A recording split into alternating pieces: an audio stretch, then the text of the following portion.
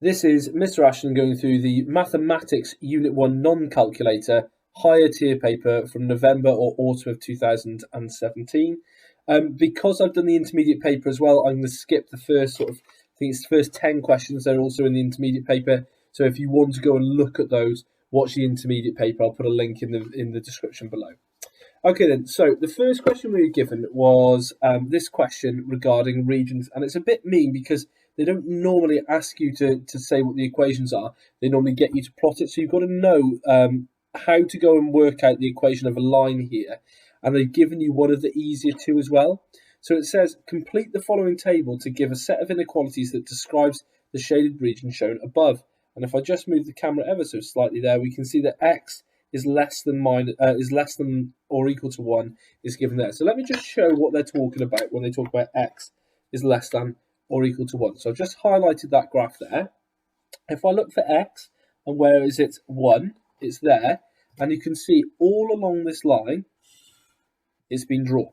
Okay, now that means that we can go and find the other straight line very, very simply here. Okay, we can see that in terms of that being less than 1, everything shaded is to the left of the line, i.e. in terms of the x values, they're all less than 1. Okay, so the other straight line that we can work out really, really easily here is this one. We like straight lines because straight lines go through an axis. This one goes through the y-axis, and it goes through the value of -2, and everything shaded is above the line. So everything above the line would be y is greater than or equal to, because it's a solid line, -2. Okay, the hard one is this diagonal line here. Okay, now to do this, you've got to be able to work out the formula of a straight line. And one thing that's really important is where that straight line crosses the y-axis, or what we call the y-intercept. Now you should know that the formula that we use is y equals mx plus c. Well, we already know what the plus c part is. It'll be whatever the value is that it crosses the y-axis, which is in the positive. So this would be +1. So it's going to be y equals something plus 1, something x plus 1. And to work out this m here, this gradient, we need to go and work out, I used a formula which is called rise over run. So we need to go and work that out, okay? So go and find a nice value on the graph. So I'm actually going to use this one here, and another one where it crosses, obviously, on a point. So I don't like any of these. Now, that's a good one there, okay? Now, the reason why that's a good one there is I can see its coordinates is 4 on the y and 1 there. So if I come across here now and make a triangle, we can see from 1, I've risen up 1, 2, 3. So I've risen 3. And I've gone across from 0 to 1, so I've gone across 1. 3 divided by 1 would be 3. Okay? Now, the equation of this line is y equals 3x plus 1. That's what the equation of this line I've highlighted pink is. However, it wants to know what its inequality is. And you can see that it is everything underneath the line that is shaded. Okay? So rather than writing y equals 3x plus 1, because it is underneath, I'd say y is less than or equal to 3x plus 1. Okay, so y is less than or equal to 3x plus 1. If you wanted to check whether this works, you can pick a set of coordinates. The ones I always recommend checking is here, the origin. And if we put in 0, which is the y part there, because it's the origin, is less than or equal to 3 times 0, which is still 0, plus 1, we find out that 0 is less than or equal to 1. Is that statement, oh, you can't see what I'm writing there, sorry. Is that statement true? 0 is less than or equal to 1? It is. Then that means this is in the correct region and I chose the right inequality there. If I'd done it the other way around, say y is greater than or equal to 3x plus 1, we would have found out that we're saying 0 is greater than or equal to 1, which isn't true, so I would have had the wrong inequality. Okay then, the next question. The next question says the following. 2 different squares are constructed. The side of the small square is x. The side of the larger square is 3 centimeters longer than the side of the smaller square. The combined area of the two squares is 22.5 centimeters squared. show that 4x squared plus 12x minus 27 equals 0. So the first thing I would do is recommend drawing what they've said. Here's my small square, sides are x centimetres by x centimetres. Here's my larger second square, and I know that this is 3 centimetres longer, so this would be x plus 3 and x plus 3. And I know that the total of these two areas, so total area, is equal to 22.5 centimetres squared. So I can now say that x squared, the area of this guy, and x plus 3 squared is equal to 22.5. The next thing I'm going to do is I'm going to expand out that bracket. So I'm going to do that pretty quickly. I'm not going to go slowly in this bit. To get x squared plus 6x plus 9 is equal to 22.5. And I'm now going to take everything over to one side. So I'm going to have 2x squared plus 6x. That plus 9 now, I'm taking off the 22.5 from both sides. So I need to do 9 take away 22.5. Now, I don't actually know what that is off the top of my head. I don't think that's particularly easy. So I'm actually going to do it the other way around. I'm going to do 22.5 take away 9. So that's going to give me 0.5, 3 and 1. It's 13.5, but because it's a plus 9 take away a bigger number, I have to be minus 13.5. And that's going to be equal to 0. Now, that is very nearly in the form that they want it in. They wanted me to have it that, and I've got this. Now, if we look for similarities between what I've got and what they've got, something squared plus something x minus something is equal to 0. The problem is mine's got a decimal in it. Theirs hasn't. But now, if you look at all the numbers there, I could times both sides by 2 of my equation. So I could get 4x squared plus 12x minus 27, and then nothing times by 2 is still nothing. So that statement is what they wanted me to show. Okay, so I've gone and shown that there. It then says, find the dimensions of each of the squares. Do not use trial improvement. You must show all your work and justify any decision that you make. Okay, now, what they want me to do is they want me to factorise this quadratic expression. Now, it's quite mean because I haven't got a calculator. So they expect me to be able to do this without a calculator. So to do that, when I have a number in front of the x squared, I times these two guys together. So I do 4 times by minus 27. So I know it's going to give me a minus, and then 4 times 27, so double 27, 52. No, it's not, it's 54. And double of 54 is 108. So I'm looking for a pair of numbers that times together to give me minus 108. And my pair of numbers have got to add up to, what is that middle term there? They've got to add up to a plus 12. Okay, now I can tell you about any pair of numbers that times together to give me a negative is that you must have one of each sign. Now the chance of me guessing this the first time is more or less impossible. So I'm going to write a load of plus signs and a load of minus signs like that, and I'm going to start thinking of numbers that times together to give me 108 and that add up to plus 12. So I'm going to start off with, let's just start off with 2, shall we? 54 times by 2 would give me 108. Now that would add up to 52. So that's not my combination. So it's got to be smaller than 54 and bigger than 2 there. So let's try 4. 4 and 27. Now that would give me 23. So that's still not my combination. So let's keep going in even numbers. Can we work out if 6 could go into that? 6 times what makes 108? I don't know. So let's do some bus stop division here. How many 6s go into 10? 1, remainder 4. How many 6s go into 48? 8. So 18 take away 6. Now that gives me 12. That's plus 12. That's my combination. Okay, so I now know what combination times together to give me minus 108 and add together to give me plus 12. So this bit here wasn't needed. I just got a little bit too carried away. So now the way that I factorise, I look at my equation here, 4x squared, and I drop literally just the squared the way I do it. Now this might be different to the way you do it in school. If you want to do it in a different way, that's fine. We should still get the same answer at the end. In one of the brackets goes plus 18. So plus 18 goes there. And in the other bracket goes minus 6.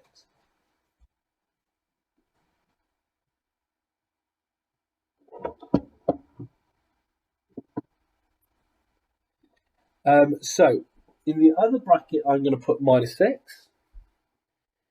Now, if you use the method I've just used, what you must do is you must cancel down any brackets if you can. Because these are both even, I divide both by 2 to get 2x plus 9. And then the same with this one here, I can divide both of those to get 2x minus 3. And then if we have a quick look to see, does this make 4x squared plus 12x minus 27? You see that 2x times 2x makes 4x squared, plus 9 times minus 3 makes minus 27. So that's me done. All I need to do is work out what the solution would be, which would be x minus 9 over 2, or x equals 3 over 2. Okay, so the way that I did that, I said that either this bracket or this bracket must equal 0, because they're timesing together to give an answer that's 0. So that means either 2x plus 9 equals 0. So then I took the plus 9 to the other side to get minus 9, and then I divided both sides by 2. And then I did the same thing for here. I said 2x minus 3 equals 0, and that's how I got those answers. Now, in terms of what they've said here, we've nearly finished. We factorised the question, but it says find the dimensions. I haven't actually done that. I haven't found the side of the small square and the side of the large square. And then it also says justify. So I've got to choose which one of these answers could work. When I find the side of the square, it has to be this one. X equals 1.5, because it's the only side. Let's check. You can see what I'm writing is the only side that exists. Now, what I mean by that is this side here obviously cannot be minus 4.5. So the side of the smaller square must be 1.5, and the side of the bigger square was 3 centimeters longer. That must be 4.5. Okay? Okay, then question 13 coming up. Have a quick read of it, and I'll start going through it in about 10-15 seconds.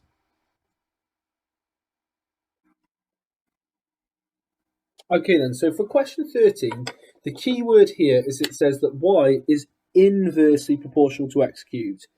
Now, you need to know what that means or how we write it. Inversely proportional means that I write the proportionality sign, and then inversely means 1 over, and then it says x cubed, okay?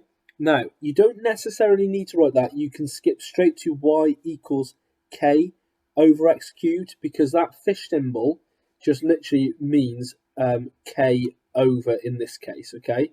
You just literally replace the fish symbol with equals and k. That's what the proportionality does. We now need to sub in the given numbers. So y equals 120 when x equals 2. So y equals 120 when x equals 2 goes in there. So 120 is equal to k over 2 cubed. 2 cubes I can work out is 8. So we can say that 120 is equal to k over 8. And then I can times both sides by the 8 to get 960 is equal to k.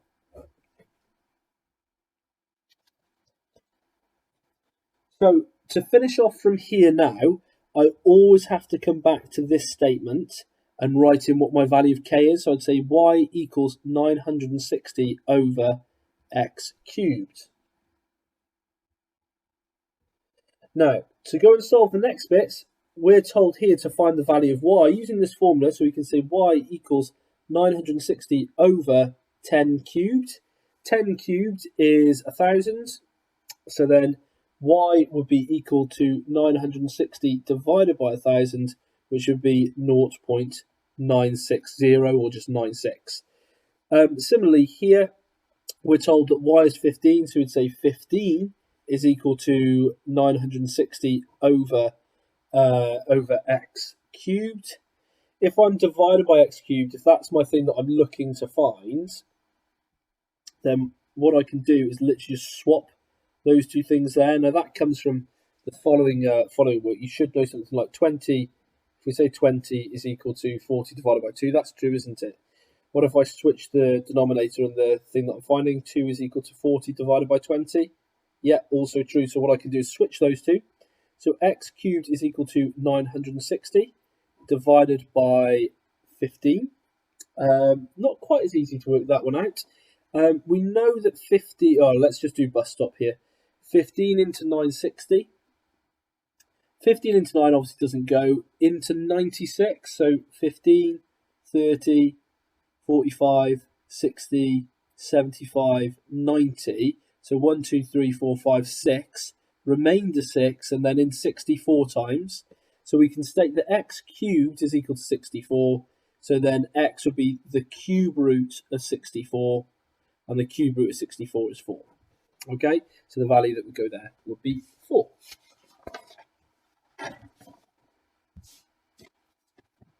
Okay, the next question says, 2 triangles are shown and not drawn to scale. Which one of the following statements is correct? Give full reasons for your answer. The sides must be congruent. The triangles must be congruent. Sorry, the triangles could be congruent. The triangles cannot be congruent. Well, I can tell you now already, it's not that one, okay? And the reason why is we're not given any sides, so we can't go and state that they're congruent. The next thing I'm looking for, and just to conclude on that, congruent means they are exactly the same shape. One's just rotated around, okay? So what I need to do now is find out the missing angles of each. They could be congruent if all of the angles are the same, but unless we're told the sides, we can't actually go and work that out, okay? So if I work on triangle 1 and triangle 2 separately, if I go and work out what 84 add 37 is, gives me what, 11, 12, 121, and then 180 take away 121 is 59. So that angle there is 59 degrees. So if we look at that, we've got 37, 59, 84. I can see there that's 37 and 59, so that one must be 84 then as well, because those two angles are the same. If that there, by definition, that must be 84. I could go and prove it by adding them together. We're doing 37 add 59. That gives me, what, 16, 8, 9, 96. So therefore, 180 take away 96 is indeed 84 degrees in triangle 2. So they could be congruent because all of the angles are the same, but unless we're told the sides, we can't be sure. So that's what I need to give as my sort of answer here. So the correct statement is B. Triangles could be congruent because all angles are the same in both, but that's actually the condition for similarity rather than congruency. And we are not told any lengths of the sides which would all need to be the same. Okay, so that's the definition there that you'd need to work that out. Okay, over the page, love a question like this. It's lovely 2 marks. Once you practice your method, it really is straightforward. Part B is slightly different. It's certainly not quite as easy. So I'll start off A in about 5 seconds. Okay then, so the way I do this, I always leave a couple of lines and I say x equals this decimal, but I take it out of a recurring form, okay? So 642, there's dots above the 4 and the 2, so it's the 4 and 2 that repeat, okay? So 42, 42, 42. Because there are 2 dots there, I times this by 100. If it had just been 1 dot, I would have times by 10. If it was 3 dots, I would have times by 1,000. So x times by 100 would be 100x, and timesing this by 100 will shift the decimals across 2 places. So that's 64 will come over here, and then it's 2, and then it's 4, 2, 4, 2, 4, 2. What I do now is I subtract those two sides, and just be careful you don't fall for any glaring misconceptions. So I do see that now and again. 100x take away x is 99x, not 100. And then taking away these 2 take away 2, 4 take away 4, repeat, repeat, repeat. They all cancel so far. And then here we finally get to one that's new. Can't do 2 take away 6. I have to borrow one from here. It's got to be bigger than 0. 12 take away 6 is 6. 3 take away nothing is 3. And then 6 take away nothing is 6.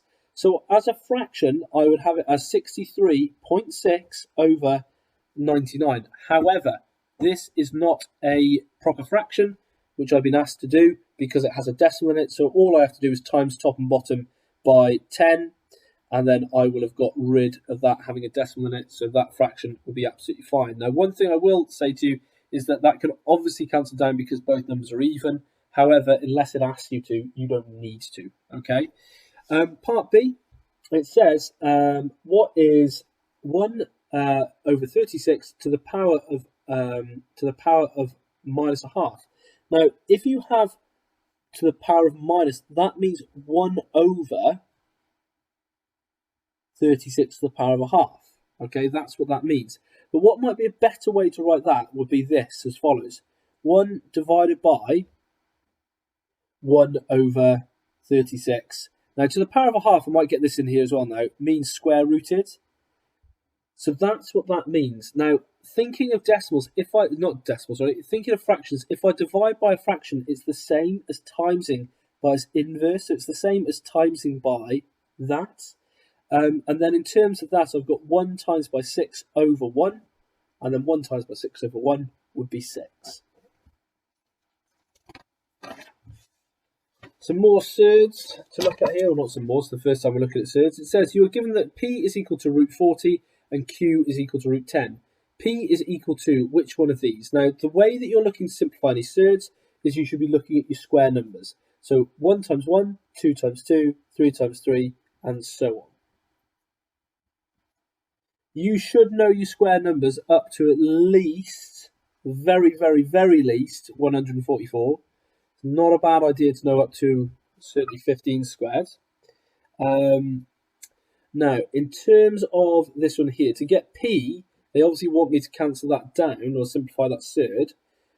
I'm looking for a square number that goes into 40. So if we start at 40, or we're nearest to 40, and start working our way down to get the biggest square number, does 36 go into 40? No. Does 25 go into 40? No. Does 16? No. 9? No. 4? Yes. So what I could write this as instead is 4 times by what number makes 40? 10. So I could say that root 40 is equal to the square root of 4 times 10. I now separate those two squares, or square root, sorry, and then because I can actually answer the first one, it would become 2. I cannot answer the second one, it would be 2 root 10. Double check there's no square number that goes into 10, so 10 there, 9 doesn't go into it, 4 doesn't go into it, and we never use 1, okay, because it would just repeat itself. So we're looking for 2 root 10, which is that one there. We're then asked to go and write down what PQ. It says, what is equivalent to PQ? Well, PQ means P times Q, which is root 40 times by root 10. Now, I can write that as we just saw, that when I had it as one long one, I can separate into two separate ones. If I work the other way, I can just say it's 40 times by 10. And then I know that would be the square root of 400. And if you do know your squares up to 20 times 20, you will know that the square root of 400 is indeed 20. If you're unsure, look for a big square number that goes into it. So, for instance, 100. 100 times what? 100 times 4. Split them. Root 100 times root 4. What's the square root of 100? 10. What's the square root of 4? 2. What's 2 times 10? 20. Okay? Maybe a little bit easier if you just know what that is. So we're looking for 20 there. And then it says P, no it doesn't, it says Q to the power of 5. So Q is root 10. To the power of 5 means that we've got root 10 times root 10 times root 10 times root 10 times root 10. So that there's 5 of them, okay? Well, this actually solves itself very nicely. Root 10 times root 10, well, that's 10. Root 10 times root 10, well, that's 10. And then a root 10 singular is still just root 10. Times signs in between, 10 times 10 is 100 root 10. Okay, so 100 root 10 was the first one. Okay, then over the page. Now, we're on question 17. This will not be as straightforward or as simple as you think. That's my top tip to you. And let's start working through it now.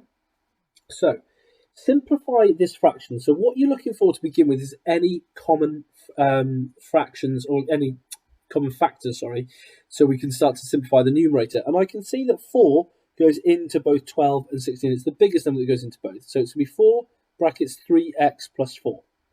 Okay? Now, on the face of it, if you looked at the bottom one, you will see that there's no obvious number that's in both, and this one has an x and this one doesn't. You think, oh, it can't be done. However, look at these numbers in particular. 9 and 16, if I just come back to the other page, 9 and 16 are next to each other there in my square number list. If you have got two square numbers with a minus sign in the middle, you are dealing with something called the difference of two squares. So what you do is you write a double bracket, you square root both numbers. So I'm going to square root the 9x squared into 3x and 3x.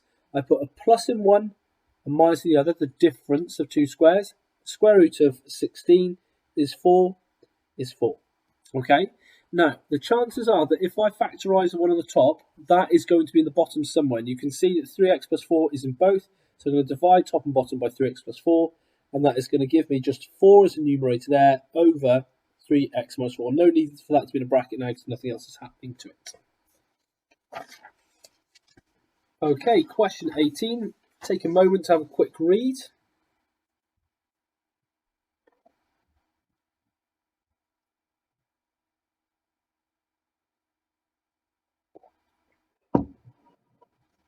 Okay then, so this is transformation of graphs, which is a tricky topic. If you're unsure, again, get on Google, have a look. There's loads and loads and loads of stuff on YouTube on it. We can see that that graph there has literally been picked up and moved along. It's gone back from here, which the coordinates would be 0, 2, 0 on x, 2 on y. And now this point here, which is the same one as it was there, is minus 4, 2. So the y's haven't changed at all. It's still 2 and 2, so it's just affected the x's. And I can see that it's moved back 4 places, okay? So because that graph has been moved back 4 places, we've got to know what the transformation for that is. Now, if it's affecting just the x's, it's going to be a f bracket x plus or minus a number to move left or right. And if it's happening inside the bracket, it's always the opposite of what you expect. So because I've taken away 4, you'd assume it's going to be f of x take away 4. However, if it's in the bracket, it's always the opposite of what you expect, so it's actually going to be a plus, okay? So the transformation of that would be 4x, f bracket x plus 4. Okay, I think we're on to the last question. We are, okay. It says, 2 of the cards shown are selected at random without being replaced. So without replacement is always going to be like the last question on something like this.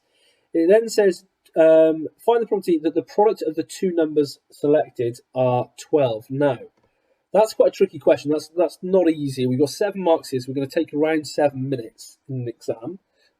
So the product of the two numbers selected is 12. So that means x times by y would have to equal 12. That's what product means. It means that they times together to give 12. So on my first pick, so I'm going to start coming here and using like the middle of the page to give myself enough room. I could either get 2, or I could get 3, or I could get 4. Okay? Now, if I'm to go from getting 2 to get a product to get 12, I'm only interested in getting 6. Now, 6 is not an option there, so actually I'm not interested in going on from that branch. If I get 3, I'm only interested to get a product of 12 of getting 4. I'm only interested in that. And likewise, if I get a 4, the only way I can get a product of 12 is then by selecting 3. Okay? So, we're not even interested in the probability of getting 2. Because there's no 6, I can't then go and get a product of 12. The chance of me getting a 3, there were 1, 2 3s. So it is 2 out of 6, chance of getting a 3. Then I select another card, so there's now 1 less because I've got the 3 in my hand. And the chance of me getting a 4 is 3 out of 6, or 3 out of what's left. Okay, so 3 out of 5. So the chance of me getting 3, 2 out of 6, then having that 3 in my hand, 3 out of 5, because there's 3 4s left and there's only 5 cards left now. And that would give me 6 out of 30. If I was to work out the chance of getting a 4, it's a 3 out of 6 chance, of getting the 4 in the first pick. Now I've got a 4. There are only 5 cards left, and 2 of those are 3s, so it's going to be 3 out of 6 times by 2 out of 5, which is also 6 out of 30. So the probability of getting 2 cards that have a product of 12 would be 6 out of 30, add 6 out of 30, which would be 12 out of 30. Okay. We're then asked that the sum of the two numbers is even. Okay, so again, using the middle here, these are the options I can get. 2, 3, 4. Now, for me to get 2, the only cards that I can get then that would give me an even to have a sum that is even, so that means that the x plus y has got to be equal to an even number, is I either get another even number, which is 2 or 4. However, you can see that if I've selected the 2, I can only get 4. So I'm only interested in getting a 2 and then a 4 for the sum to be even. Now, from the 3, if I'm to go and get a sum that is even, if I get the 2, 3 add 2 is 5, so that would be odd, so I'm not interested in that. If I got the 3 again, 3 add 3 is 6, so that's even, I would be interested, and 3 add 4 would take me to an odd, so that's the only one I'm interested in. And then for the 4, the numbers that I'm interested in, if I got the 2, that would still be even, and I could get 4 again. Okay, so these are the options that I'm interested in. The chance of getting the 2, 1 out of 6, chance of getting the 3, 2 out of 6, and the chance of getting the 4 was 3 out of 6. If I then selected the 2, I have it in my hand, I have 5 cards available, all of these will be out of 5. And then the chance of getting the 4 would have been 3 out of 5. For this one here, 3, and then getting 3 again would be 1 out of 5. And for getting 3 out of 6 for the 4, then it would be 2 out of 5 and also 1 out of 5 there. Multiplying those together then, 1 out of 6 times 3 out of 5, that gives me 3 out of 30. 2 out of 6 times by 1 out of 5 will give me 2 out of 30. And then 3 out of 6 times by 1/5 will give me 3 out of 30. And then 3 out of 6 times by 2 out of 5 will give me 6 out of 30. So then the total sum of these guys here, all these different options that work, gives me 3 add 2 is 5, 8, 14. So it's 14 out of 30. Okay, hopefully that video was useful. If it was, please hit the subscribe button and you will get first access as and when I release any more videos. Thank you very much for watching.